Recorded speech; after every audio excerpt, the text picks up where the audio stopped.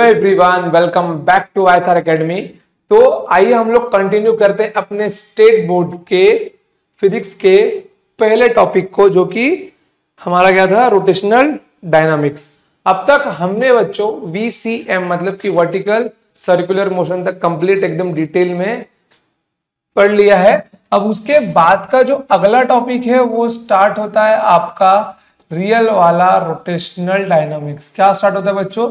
Real वाला start होता है आपका रोटेशनल डायनामिक्स या फिर रोटेशनल मोशन। अब देखो, तो आज का जो टॉपिक है अपना, जो कि बोर्ड पे लिखा हुआ है, centre of mass and centre of mass of discrete mass system. अब देखो बच्चों, अगर आपके स्टेट बोर्ड के बुक्स को फॉलो किया जाए तो ये टॉपिक आपके बुक्स के अंदर है ही नहीं, बिल्कुल भी आपको नहीं मिलने वाला। बट आगे जब हम लोग टॉपिक के ऊपर जाएंगे, कौन सा टॉपिक? Moment of inertia. जब हम लोग इस टॉपिक के बारे में पढ़ेंगे, ठीक है बच्चों, जब हम लोग इस टॉपिक के बारे में पढ़ेंगे तो सेंटर ऑफ मास का हमको पता होना बहुत ज्यादा इंपॉर्टेंट है। फिर उसके बाद में आगे एक आता है और theorem of parallel axis, theorem of parallel axis. इस टॉपिक के लिए भी सेंटर ऑफ मास का पता होना जरूरी। देखो, सेंटर ऑफ मास का केवल एक बेसिक कंसेप्ट आपको आना इंपॉर्टेंट है, क्योंकि सीईटी में सेंटर ऑफ मास से डायरेक्टली क्वेश्चंस नहीं पूछे जा सकते, क्योंकि स्टेट बोर्ड ने अपने टेक्स्ट बुक के सिलेबस में उसको रखा ही नहीं है। आपको क्वेश्चन ज्यादातर कहां से पूछे जाएंगे? थ्योरम ऑफ पैरेलल एक्सिस और एक आपका है theorem of perpendicular axis.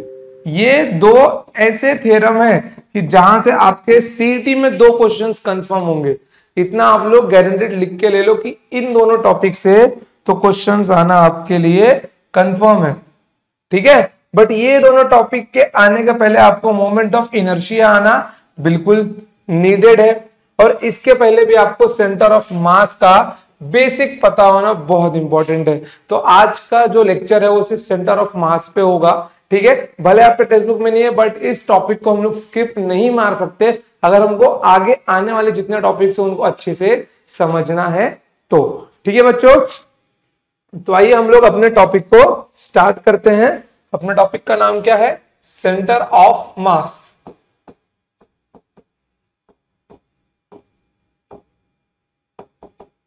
Centre of मास। देखिए, जब मैं सेंटर ऑफ मास की बात यहां पे कर रहा हूं तो ये सीधा सीधा बोल रहा है कि किसी भी मास का सेंटर, ठीक है, किसी भी मास का सेंटर।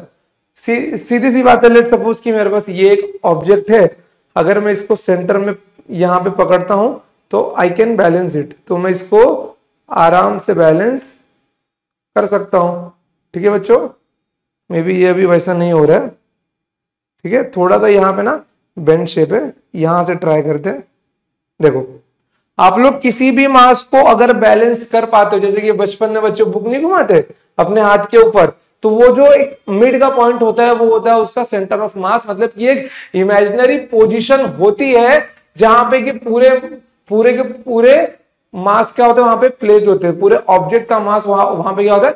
कॉन्सेंट्रेटेड होता है उस एक सिंगल पॉइंट से, जहां से पूरे के पूरे मास को बैलेंस किया जा सकता है। मतलब पूरे के पूरे मास का सेंटर होता है उस पॉइंट पर, ठीक है बच्चों। आइए अब देखिए, यहां पर सेंटर ऑफ मास जो हमको पढ़ना है वो हमको पढ़ना है डिस्क्रीट मास सिस्टम का। डिस्क्रीट मास सिस्टम का मतलब क्या होता है? कोई एक मास यहाँ पे, कोई एक मास यहाँ पे, फिर यहाँ पे, फिर यहाँ पे, मतलब कि उनके बीच का केवल डिस्टेंस देखना है हमको, ठीक है। और उनके बीच का जो सेंटर ऑफ मास होगा वो क्या होगा? वो एक इमेजिनरी पॉइंट होगा, वो एक इमेजिनरी पॉइंट होगा जहां पे हम लोग बोलेंगे कि यहाँ पे कंप्लीट बॉडी का मास कॉन्सेंट्रेटेड है, ठीक है। आइए देखिए कि इसका फॉर्मूला कैसे होता है। और देखिए, इसके फॉर्मूला का प्रूफ आपको नहीं पढ़ना है, सिर्फ फॉर्मूला ये आपको याद करके लेना है। देखिए क्या ये होता है आपका m1 प्लस m2। सबसे पहले एक काम करते हैं, फॉर्मूला के पहले इसका एक हम लोग फिगर बना के ले लेते हैं। आइए देखिए, लेट सपोज मैं यहां पे एक मास लेता हूं छोटा सा, ठीक है, फिर एक यहां पे लेता हूं,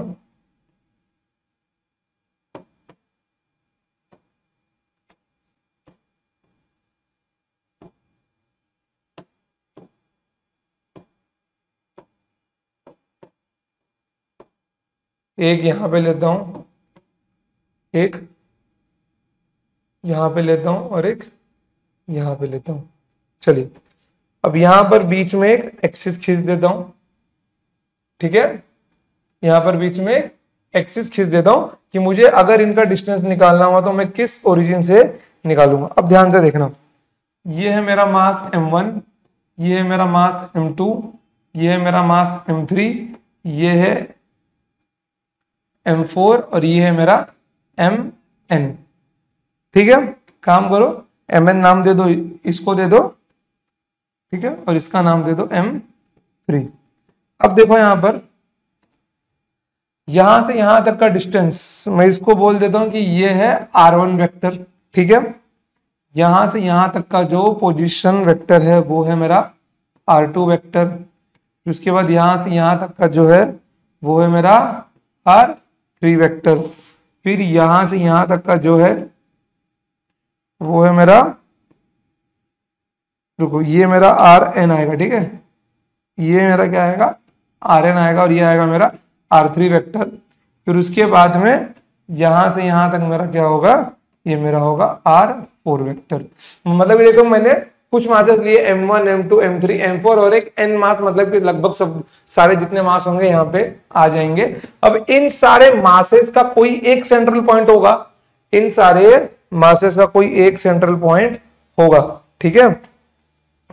तो उस मास के सेंट्रल पॉइंट को मैं रख देता हूं यहां पर, ठीक है, जिसका मैं नाम दे देता हूं m स्मॉल c, और ये जो इसका पोजीशन वेक्टर होगा वो क्या रहेगा मेरा, वो मेरा रहेगा rc वेक्टर, ठीक है।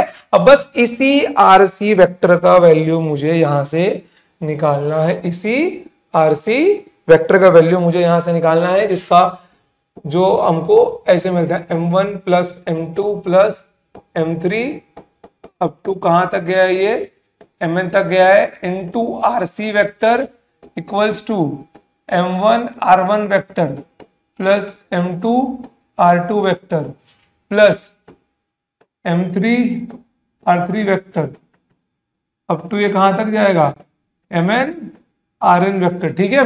अब ये जो टर्म है मेरा, इसको नीचे उतार लो तो आपको क्या मिल जाएगा, rc vector equals to m1 r1 vector plus m2 r2 vector plus m3 r3 vector plus up to कहां तक जाएगा मेरा, ये mn rn vector, the whole divided by sum of all mass, m1 plus m2 plus m3 plus mn। ठीक है बच्चों, इसमें कोई प्रॉब्लम, कोई दिक्कत नहीं है। अब देखो यहां पर, अभी जो मेरा सेंटर ऑफ मास मुझे निकालना है, मैं अगर प्लेन की बात करता हूं तो प्लेन में सबके पास कोऑर्डिनेट कितने होते हैं, दो दो होते हैं, ठीक है। प्लेन में सबके पास कोऑर्डिनेट कितने होते हैं, दो दो होते हैं। जैसे इसके पास जो कोऑर्डिनेट होगा वो होगा x1 y1, इसके पास होगा x2 y2, इसके पास होगा xn yn, और इसके पास रहेगा x3 y3, ठीक है। माइनस में फिर भी ले लो, यहां पे होगा xc और yc। मैं अभी साइन नहीं दे रहा हूं, आएगा तो बोलोगे सर यहाँ पे तो x तो माइनस है, यहाँ पे y माइनस है नीचे की ओर। अभी मैं सिर्फ कोऑर्डिनेट्स दे रहा हूं, ठीक है, सिर्फ कोऑर्डिनेट्स। और यहाँ पे क्या होगा, x4 y4 इसका कोऑर्डिनेट होगा। कोई प्रॉब्लम इसके अंदर, कोई प्रॉब्लम नहीं है। आइए अब देखिए, यहां पर मुझे अगर xc और yc की वैल्यू चाहिए तो कुछ नहीं करना है, इसके जगह पे सिर्फ क्या रखना है, आपको xc रखना है, ठीक है। r की जगह पे सिर्फ आपको xc रखना है, और यहाँ पे रखना है m1 x1 वेक्टर निकाल दो कि, क्योंकि अब हम लोग वैल्यूज के ऊपर जंप कर चुके हैं। यहाँ पे m2 x2 plus m3 x3 plus mn xn divided by m1 plus m2 plus m3 plus mn, ठीक है। अगर मुझे y का कोऑर्डिनेट निकालना रहेगा तो कि x एक्सिस में सेंटर ऑफ मास कितना होगा, xc होगा, और y एक्सिस में सेंटर ऑफ मास का क्या होगा, कोऑर्डिनेट yc होगा। तो यहाँ पे क्या मिल जाएगा, m1 y1 plus m2 y2 plus m3 y3 plus up to mn yn divided by m1 plus m2 plus m3 plus mn। ठीक है। अब बट इन केस अगर मेरे पास z एक्सिस भी हो तो मुझे क्या करना चाहिए, कुछ नहीं करना, बस z एक्सिस को आप लोग ऐड कर दो। ठीक है। क्या बन जाएगा यहां पे, ZC centre of mass in z axis क्या बन जाएगा यहां पर, m1 z1 plus m2 z2 plus m3 z3 up to mn zn divided by m1 plus m2 plus m3 up to mn। ठीक है बच्चों, बस यही फॉर्मूला आपको याद रखना है सेंटर ऑफ मास के डिस्क्रीट मास सिस्टम के, आप लोग सारे सवाल कर लोगे। देखो इसके अंदर ना कंटिन्यूअस मास सिस्टम भी रहता है, जहां पे आप लोग अगर एक बार कंटिन्यूअस मास सिस्टम में आप लोग एलिमेंट लेना सीख गए, स्मॉल डीएम की वैल्यू निकालना सीख गए, तो मोमेंट ऑफ इनर्शिया में आप लोग इजिली सारे के सारे जितने भी प्रूफ से आप लोग इजिली कर पाओगे। बट आप लोग ने अगर अपने टेक्स्ट बुक में ध्यान से देखा हो तो आपको केवल एक प्रूफ दिया गया, वो भी दिया गया सिर्फ डिस्क का मोमेंट ऑफ इनर्शिया आपको दिया गया हाफ mr²। बट रियलिटी में आपको प्रूफ बहुत सारे देने चाहिए थे। आपको मे बी जहां पे चैप्टर आपका एंड हुआ है उसके लास्ट में एक 13 फॉर्मूलाज दिए एक टेबल के फॉर्म में, जो आपको याद करने पढ़ेंगे। बट टेंशन मत लेना बच्चों, उसके 13 फॉर्मूलाज मैं आपको यहां पर बोर्ड पे सब पे सॉल्यूशन दूंगा। जिससे क्या होगा मालूम है, अगर आपको कोई भी ऑब्जेक्ट निकाल के, मतलब कि अगर आपको कोई भी ऑब्जेक्ट दिया जाए तो आप लोग उसका moment of inertia easily find कर पाओगे सीटी लेवल तक। सीटी से ऊपर नहीं जाना हमको, बस सीटी से थोड़ा ऊपर जाना है, जहां पे हम लोग नीट के क्वेश्चंस यहां पे लाके पीवाईक्यूज में प्रैक्टिस करके देखेंगे।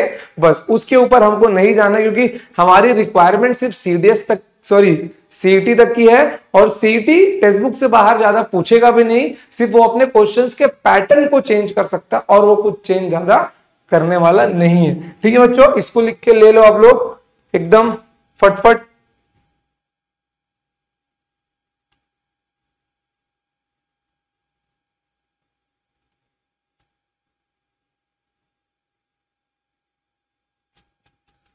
ठीक है बच्चों, चलो अब हम लोग करते हैं एक क्वेश्चन धमाकेदार।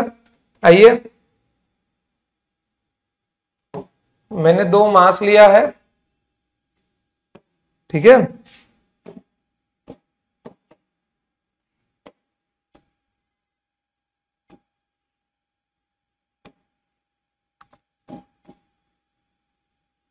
मैंने 2 मास लिया है, यह है m1, यह है m2, और मुझे इसका फाइंड करना है सेंटर ऑफ मास।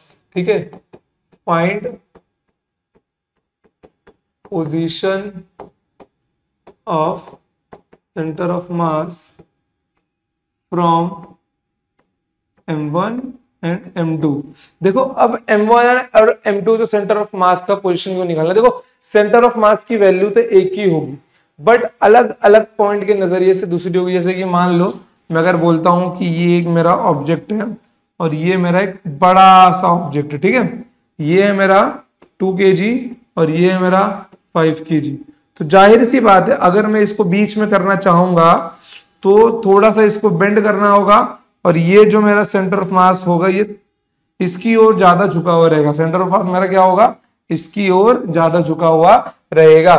तो इसकी पॉइंट तो फिक्स है, बट 2 kg से इसका डिस्टेंस अलग है और 5 kg से इस पॉइंट का डिस्टेंस अलग है। बस मैंने वही पूछा है कि m1 से कितना दूर होगा और m2 से कितना दूर होगा। अब देखो सेंटर ऑफ मास निकालते कैसे। सेंटर ऑफ मास निकालने के लिए सबसे पहले आपको एक पोजीशन को कोऑर्डिनेट 0,0 देना पड़ेगा। आपको एक पोजीशन को कोऑर्डिनेट 0,0 देना पड़ेगा, ठीक है। अब देखो यहां पर ये मैंने एक प्लेन ड्रॉ कर लिया, XY प्लेन, ये है मेरी X एक्सिस और ये है मेरी Y एक्सिस।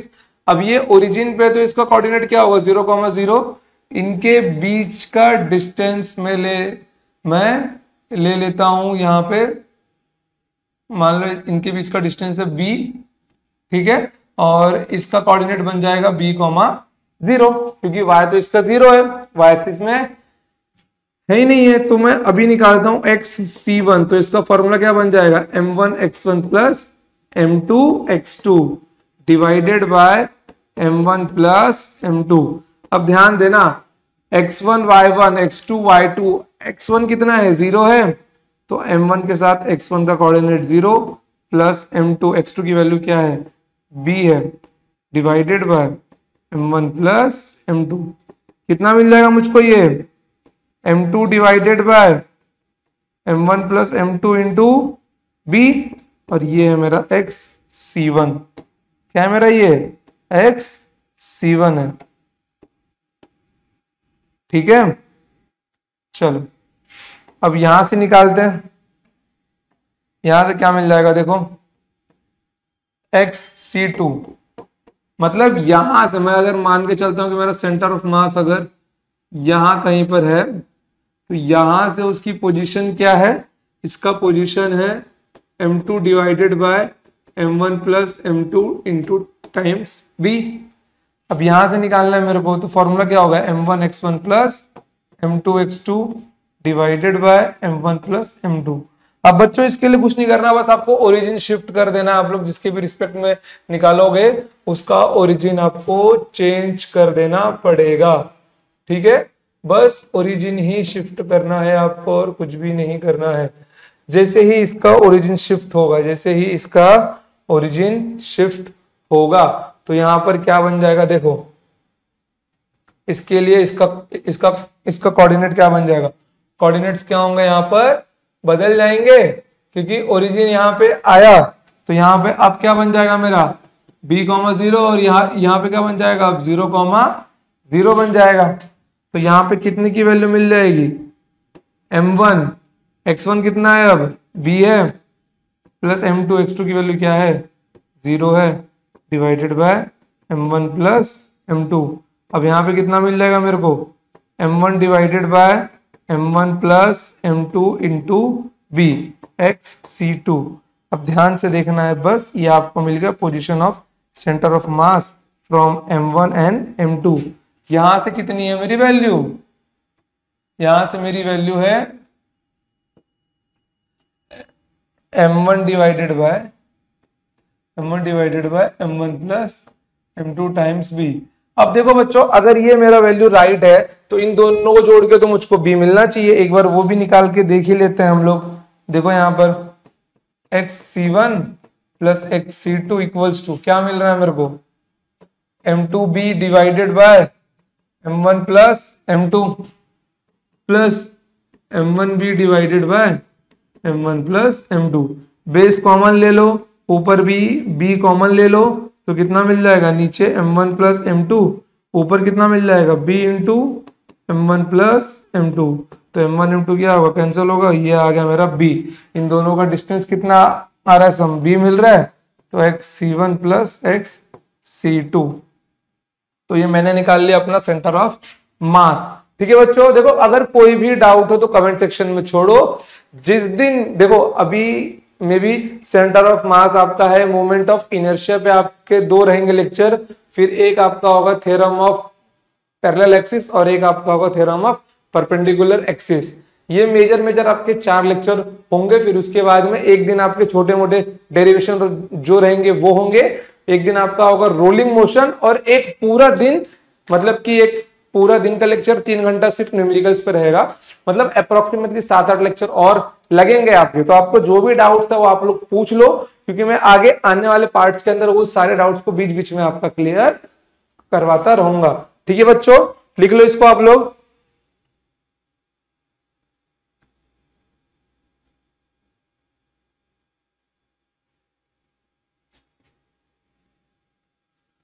हो गया, चलिए आइए अब यहां पे हम लोग एक क्वेश्चन करते हैं जो कि है नीट का PYQ। ठीक है, जो कि है नीट का PYQ क्वेश्चन। क्वेश्चन क्या है देखिए, क्वेश्चन ये है कि यहां पे एक मास m दिया गया है, ठीक है, यहां पे एक मास m दिया गया है,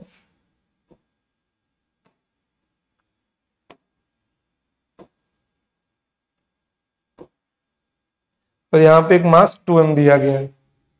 ये m है और ये 2m है, इनका बीच का डिस्टेंस 20 सेंटीमीटर है, ठीक है बच्चों। और यहां पे पूछा क्या गया, यहां पे पूछा गया है find centre of mass, find position of centre of mass from m and to m, ठीक है। अब ध्यान दीजिए कि मैं इस सवाल को कैसे करूंगा, जैसे पिछला वाला सवाल किया है बिल्कुल वैसे ही करने वाला हूं मैं इसको, समझ गए, जैसे पिछला वाला किया है मैंने बिल्कुल वैसे ही करने वाला हूं मैं। अब मैं यहाँ पे एक्सिस नहीं बनाऊंगा, मैं सिर्फ यहाँ पे कोऑर्डिनेट्स लूंगा 0,0 और 20,0। बस मुझे क्या करना है, अब xc1 निकालना है, तो मैं यहाँ पे centre of mass for xm निकाल रहा हूं, ठीक है। कितना मिल जाएगा देखो, x1, देखो मेरा यहाँ पे क्या था, देखो यहां से मुझको लेना है तो मैं कोऑर्डिनेट सिर्फ यहां से यहां तक के लूंगा, बट जब मैं सेकंड में जाऊंगा तो मेरा क्या होगा, कोऑर्डिनेट बदल जाएगा। तो m1 x1 plus m2 x2 divided by m1 plus m2। अब देखो मुझे को किसके लिए निकालना है, x2m का निकालना है, कुछ नहीं करना है, बस कोऑर्डिनेट शिफ्ट कर देना है आपको, इसको 20,0 और उसको 0,0 कर देना है, ठीक है। तो यहां पे कितना मिल जाएगा आपको, देखो अभी m1 x1 plus m2 x2 divided by m1 plus m2। चलो m1 यहाँ पे m है, x1 का कोऑर्डिनेट 0 प्लस m2 की वैल्यू कितनी है, 2m है, x2 की वैल्यू कितनी है 20 divided by m plus 2m, कितना मिल जाएगा 3m, कितना मिल जाएगा 3m इक्वल्स टू, अब कोऑर्डिनेट रिप्लेस कर दो, रिप्लेस क्या करूं मैं, यहाँ पे डायग्राम ही निकाल देता हूं दूसरे को, देखो अब कोऑर्डिनेट्स क्या होंगे, रिप्लेस हो जाएंगे, ये माशा बन जाएंगे 20,0 और ये माशा बन जाएंगे 0,0।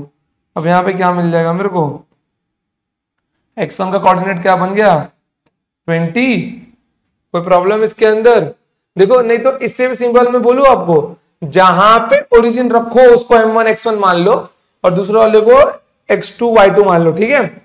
जैसे कि मैं अगर यहीं पे ओरिजिन रखता तो मैं इसको m1 x1 मान लेता, तो भी यहाँ पे क्या मिलता मेरे को bc मिलता, तो भी कोई दिक्कत नहीं है। चलिए ऐसे भी कर लेंगे हम लोग। और इसका मास कितना है, यहाँ पर मास केवल m है, नहीं इसको मान नहीं सकते क्योंकि यहाँ पे मास 2m है ना, ऐसा मत करना, जाने दो, ये जुगाड़ फिट नहीं बैठ रहा अपना, जैसा मैंने बोला वैसा ही करना, ओरिजिन शिफ्ट कर देना आप लोग, ठीक है। चलो ये मेरा 2m है और यहाँ पे क्या मिल जाएगा, अब 0 मिल जाएगा, कोई दिक्कत नहीं है, डिवाइडेड बाय 3m, यहाँ पे कितना मिल गया देखो 40m/3m इक्वल्स टू 40/3, यहाँ पे कितना मिल गया 20m/3m इक्वल्स टू 20/3। तो जो मेरा सेंटर ऑफ मास है वो किसकी ओर झुका हुआ है ज्यादा, इस पॉइंट की ओर झुका हुआ है ज्यादा, ये है 20/3 और ये है 40/3। अब ध्यान देना बच्चों, इस क्वेश्चन में मैंने क्या किया, सबसे पहली बात तो मुझे दो मासेस दिए गए थे, एक m और एक 2m, मैंने क्या किया, पहले मास के ऊपर ओरिजिन रखा, उसको x1 y1 और फिर दूसरे वाले को x2 y2 माना। फिर जब मैं सेकंड केस में गया 2m के लिए सेंटर ऑफ मास का क्वेश्चन निकालना, तो मैंने क्या किया, अब 2m को अपना ओरिजिन मान लिया और उसका कोऑर्डिनेट क्या बन जाएगा, अब ये x1 y1 और ये x2 y2 मेरा बन जाएगा, ठीक है, कोई प्रॉब्लम नहीं है। नहीं तो देखो सबसे सिंपल जो मैं आपको 3 स्टेप्स बोल रहा हूं आप उसको फॉलो करना। सबसे पहले जो आपको ध्यान में रखना है, ओरिजिन लो आप लोग, ठीक है, क्या लेना है, ओरिजिन लो। दूसरे केस में क्या क्या करना है आपको, ओरिजिन शिफ्ट करना है, क्या क्या करना है, ओरिजिन शिफ्ट करना है दूसरे मास के ऊपर। ओरिजिन जैसे ही शिफ्ट हुआ, बाकी कुछ नहीं करना है। यहाँ पे x1 y1 है, यहाँ पे x2 y2 है, इसको एज इट इज छोड़ दो, कुछ केवल वैल्यूज बदलेंगे और कुछ नहीं करना है। वैल्यूज चेंज करने के बाद भी ये x1 y1 रहेगा और ये x2 y2 रहेगा, बस बाकी सब एज इट इज ही रखना है। ओरिजिन मतलब कि यहाँ से एक्सिस भले शिफ्ट कर दो, कि पहले यहाँ पे था फिर आपने बाद में उठा के यहाँ पे रख दिया, क्या कोई फर्क नहीं पड़ता, केवल वैल्यूज रिप्लेस कर दो बस। x1 y1 आपका ये वैल्यू होगा और ये आपका क्या होगा, x2 y2 होगा। जैसे कि x1 y1 यहाँ पे ये 0,0 था और यहाँ पे 20,0। ठीक है, कोई दिक्कत इसके अंदर नहीं है, लिख लो इसको फटाफट। ठीक है बच्चों, लिख लो इसको।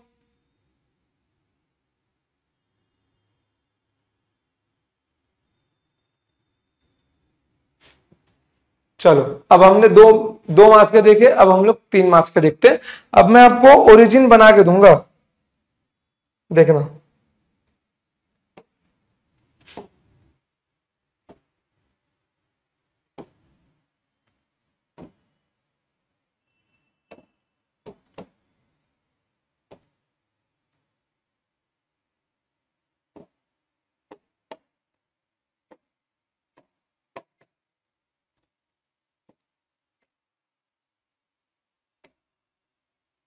देखो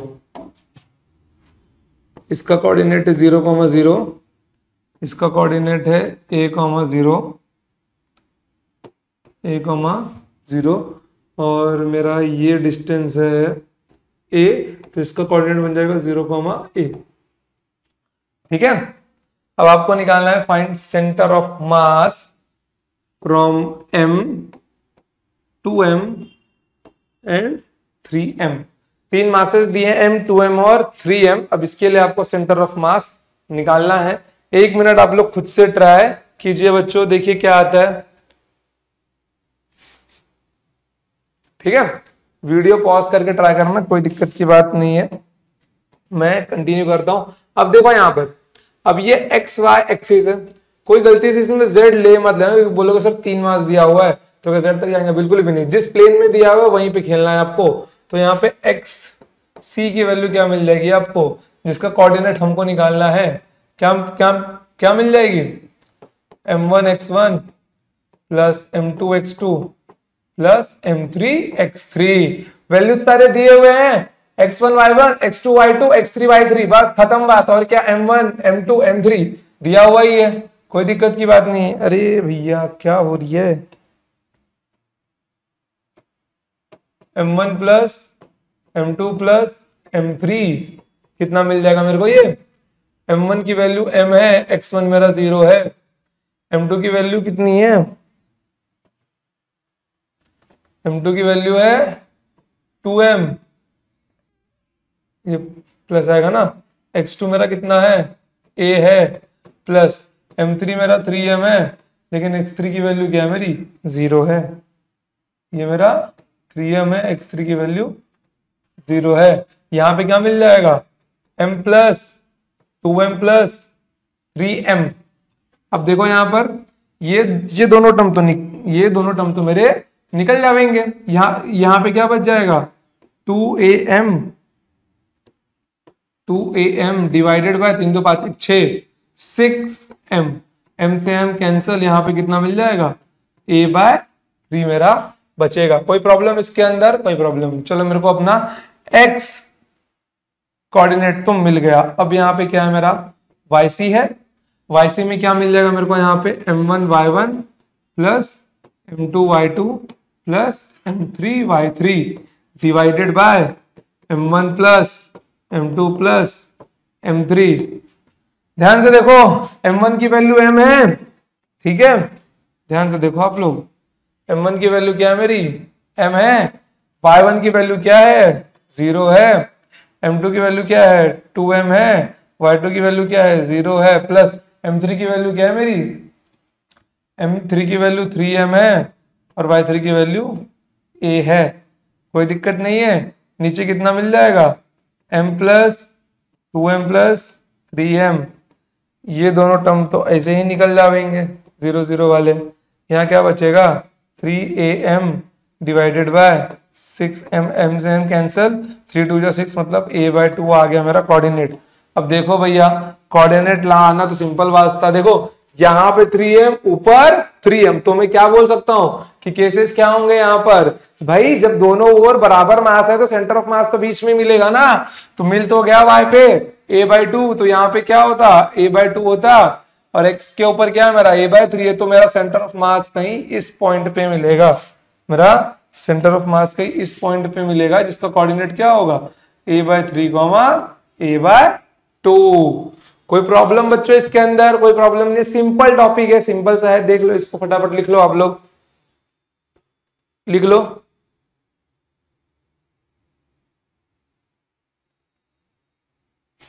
चलो ठीक है, अब बढ़ते हैं हम लोग अपने नेक्स्ट क्वेश्चन के ऊपर। कोई दिक्कत नहीं है, थोड़ा डिफिकल्ट क्वेश्चन देता हूं मैं आपको। देखो यहाँ पर डिफिकल्ट नहीं है, बस एक बोलने के लिए है कि यहाँ पर एक आपका स्क्वायर प्लेट है, ठीक है, और ये स्क्वायर प्लेट को हमने रखा है एक्सिस में,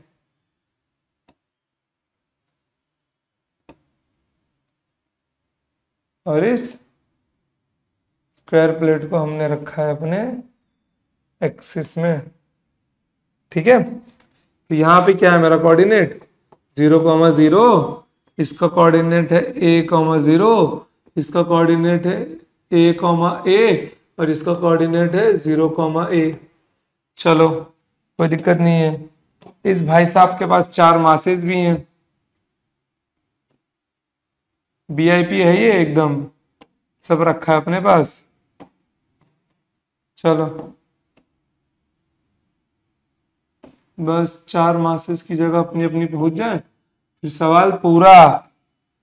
ये m है, ये 2m है, ये 3m है, और ये 4m है, तो आपको निकालना है सेंटर ऑफ मास का कोऑर्डिनेट, ठीक है। सिंपल सवाल है यार, कोई दिक्कत की बात नहीं है बच्चों। देखो XC, ठीक है, क्योंकि XY प्लेन में है ना, तो मुझे x और y के कोऑर्डिनेट की जरूरत होगी। क्या मिल जाएगा यहाँ पे m1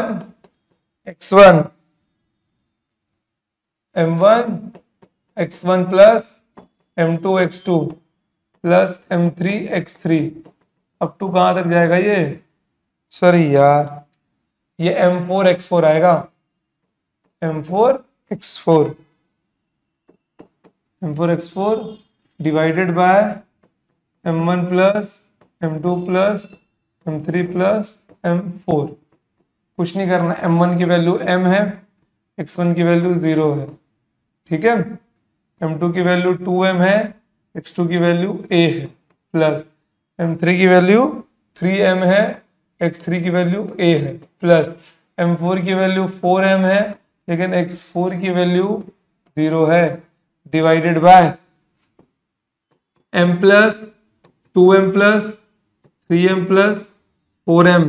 कितना मिल गया मेरे को? देखो ये दोनों टर्म तो निकल गए जीरो वाले, 3 2 5, कितना मिलेगा 5m8 डिवाइडेड बाय 4 3 7 2 9 1 10, कितना मिल गया 10m, m से m कैंसिल, कितना आ गया a/2 आ गया। अब yc निकाल ले हम लोग, yc कितना मिल जाएगा m1 y1 plus m2 y2 plus m3 y3 plus m4 y4 divided by m1 plus m2 plus m3 plus m4। m1 की वैल्यू m, y1 की वैल्यू क्या बच्चों 0 है, उसके बाद में क्या है m2 2m है, y2 की वैल्यू क्या है अगेन 0 है, प्लस m3 की वैल्यू क्या है 3m, y3 की वैल्यू a है, प्लस m4 की वैल्यू 4m, y4 की वैल्यू a है। चलो देख लो सब वैल्यू यहाँ पर, फिर यहाँ पे m plus 2m plus 3m plus 4m, कितना मिल जाएगा मेरे को ये, देखो 4 3 7, तो 7ma divided by 10m, m से m कैंसिल, कितना मिल गया मेरे को 7/10a। कोई दिक्कत नहीं, या फिर 7a/10 भी बोल सकते हैं हम लोग, 7a/10।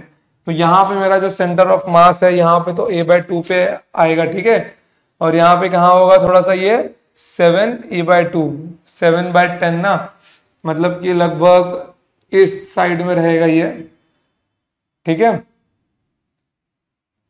इस देखो ना, पहली बात तो ये है कि ये यहाँ पे कितना है मेरा 5 है, ये यहाँ पे कितना है मेरा 5 है, तो एक कोऑर्डिनेट तो मेरा a/2 मिलना ही था, एक कोऑर्डिनेट तो मेरा यहाँ पर a/2 मिलना ही था। अब एक क्या मिल गया मेरे को 7a/10 मिल गया है, तो कुछ नहीं करना है, बस लिख दो यहाँ पे इसके कोऑर्डिनेट को।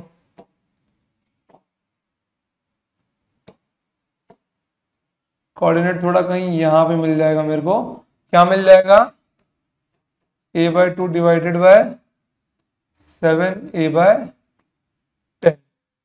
ठीक है बच्चों, कोई प्रॉब्लम इसके अंदर? कोई प्रॉब्लम नहीं है, लिख के ले लो फटाफट एकदम।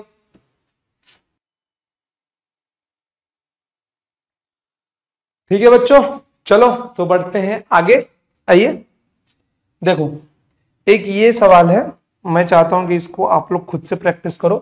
कैसे करना है मैं बता देता हूं, आपको सिर्फ वैल्यू पुट करना है और कैलकुलेशन करना है और अपना आंसर कमेंट सेक्शन में शेयर करना है बस। ठीक है, देखो यहां पर क्या है, ये क्या है, find centre of mass of 3 particles at the vertices of equilateral triangle. जो जो इंफॉर्मेशन दिया गया पहले उसको नोट डाउन करो। क्या बोल रहा है ये कि इक्विलैटरल ट्रायंगल लिया है और उसके 3 वर्टाइस, 1 2 3, वहां पे मैंने 3 मासेस रखे हैं, मतलब 3 पार्टिकल्स रखे हैं। The mass of the particles are, उनके मासेस भी दिए हुए हैं, 100 ग्राम, 150 ग्राम एंड 200 ग्राम। ओके चलो, फिर उसके बाद क्या बोल रहा है ये, each side of the equilateral triangle, फिर से बता रहा है कि भैया ध्यान से सुन लो कि ये इक्विलैटरल ट्रायंगल ही है। कितना है, एक एक साइड का लेंथ कितना है, 0.5 मीटर लॉन्ग है। अब ध्यान देना आप लोग कि मैं आपको क्या बोल रहा हूं। देखो एक्स वाई प्लेन में कोई दिक्कत नहीं है, ठीक है। कौन से प्लेन में ये बच्चों, एक्स वाई प्लेन में है। जब एक्स वाई प्लेन में है तो मेरे को टेंशन की बात ही क्या है, अपने पास तो फॉर्मूला तैयार है। बस इसका देखो एक ट्रायंगल बना हुआ है, ओरिजिन फिक्स कर लो, कोई दिक्कत नहीं, क्योंकि हमने अभी स्क्वायर लिया था, ओरिजिन फिक्स कर लिया था। You can put origin anywhere, answer वही मिलने वाला है आपको। तो मैं यहां पे रख देता हूं 0,0 और यहां पे 0,0 नहीं रखता हूं, यहां पे मैं रख देता हूं x1, y1, x1 y1, यहां पे x2 y2 और यहां पर x3 y3। अब देखो ये आपका वैल्यू बन जाएगा 0,0, ठीक है, ये आपका वैल्यू बन जाएगा 0,0। ये x एक्सिस पे है तो यहां पे क्या बन जाएगा 0.5, 0 बन जाएगा। अब बचा आपका ये तीसरा कोऑर्डिनेट। देखो ये जो तीसरा कोऑर्डिनेट है ये कैसे निकालना है, ध्यान से देखना आप लोग। तीसरा कोऑर्डिनेट का वैल्यू आपको कैसे निकालना है, ध्यान से देखो कि ये जो मेरा मास है वो किसी हाइट h के ऊपर है, ठीक है, वो किसी हाइट h के ऊपर है। अगर मान लो मैं इसके साइड को a मान लेता हूं, मान लो कि मैं इसके साइड को किसी एक साइड को अगर a मान लेता हूं कुछ टाइम के लिए, ठीक है, मैं अगर इसके किसी एक साइड को a मान लेता तो ये भी a होगा, ये भी a होगा और ये भी मेरा a होगा। तो जाहिर सी बात है कि अगर ये कहीं बीच में है तो ध्यान से देख लो ना भैया कि इसका x कोऑर्डिनेट क्या आ रहा है, कि इसका x कोऑर्डिनेट क्या आ रहा है, इसका आधा। अगर किसी इक्विलैटरल ट्रायंगल में बीच में एक परपेंडिकुलर खींचो तो ये बाकी दोनों साइड को आधा आधा बांट देता है, ये बाकी दोनों साइड को आधा आधा बांट देता है। आधा आधा बांटने के बाद में इसकी वैल्यू क्या मिल जाएगी, इसकी वैल्यू मुझे मिल जाएगी 0.25 मीटर। तो यही सेम तो यहां पे है 0.25 मीटर। तो इसका x कोऑर्डिनेट कितना मिल गया मेरे को, 0.25 मिल गया। अब बचा मेरा y कोऑर्डिनेट। तो ध्यान से देखना कि एक इक्विलैटरल ट्रायंगल में हाइट क्या होता है। चलो तुम लोगों को पाइथागोरस थ्योरम लगा के मैं बता देता हूं, तो इसका हाइट होता है √3a/2, बट मैं आपको प्रूफ करके दिखा देता हूं। अगर ये a है तो ये महाशय मेरे क्या होंगे, a/2 होंगे। तो मैं इसको एक मान लेता हूं, हाइट h मान लेता हूं, जो मुझको निकालना है। रंग चेंज कर लेता हूं मैं, मुझको हाइट h फाइंड करनी है, ठीक है। मैं सिर्फ आपके लिए कैलकुलेट करके दिखा रहा हूं, क्योंकि बहुत सारे बच्चों की ज्योमेट्री अच्छी नहीं होती तो उनको मालूम भी नहीं होगा कि इक्विलैटरल ट्रायंगल में हाइट का फॉर्मूला क्या होता है। तो ध्यान से देखो, यहां पर सिर्फ इस एक ट्रायंगल में मैं क्या लगाऊंगा, पाइथागोरस थ्योरम लगाऊंगा। क्या मिल जाएगा मुझे, a² = h² + A square by 4, मतलब a बाय 2 का होल स्क्वायर, a बाय 2 का होल स्क्वायर। ठीक है, लो यार वो भी लिख ही देता हूं मैं, तो कुछ लोग रहते हैं कि सर हमको एक एक स्टेप बताओ, बेसिक से बताओ, बेसिक से। अब इससे ज्यादा बेसिक क्या ही बोल दें हम लोग यार। देखो एच स्क्वायर निकालना है मुझे, तो कितना निकला पड़ेगा, A square minus A square by 4, कितना मिल जाएगा answer, 3a square by 4, H square की वैल्यू टेकिंग h का रूट 3a बाय 2। तो इसके हाइट की वैल्यू कितनी मिल गई मेरे को, ये मुझको मिल गई रूट 3a बाय 2। अब ये रूट 3a बाय 2 है, तो देख लो बच्चों ध्यान से, ये मेरा क्या बन जाएगा, रूट 3, ब्लू से ही लिखता हूं कोई दिक्कत नहीं, छोड़ो। देखो ये मुझको मिल जाएगा रूट 3, अरे a की वैल्यू तो 0.5 मीटर है, a बाय 2 कितना है मेरा, a बाय 2 कितना है मेरा, 0.25 है ना। ये क्या है मेरा बच्चों, a बाय 2 है ना, तो रूट 3 इंटू ए बाई 2, मतलब मैं क्या बोल सकता हूं, 0.25 रूट 3, इसको मैं 0.25 रूट 3 बोल सकता हूं ना, कोई दिक्कत नहीं है यार। बस सारे कोऑर्डिनेट्स आपको मिल गए, फॉर्मूला क्या लगाना है आपको फाइंड करना है xc, तो m1 x1 plus m2 x2 plus m3 x3 divided by m1 plus m2 plus m3, yc की वैल्यू निकालनी है आपको, m1 y1 plus m2 y2 plus m3 y3 divided by m1 plus m2 plus m3।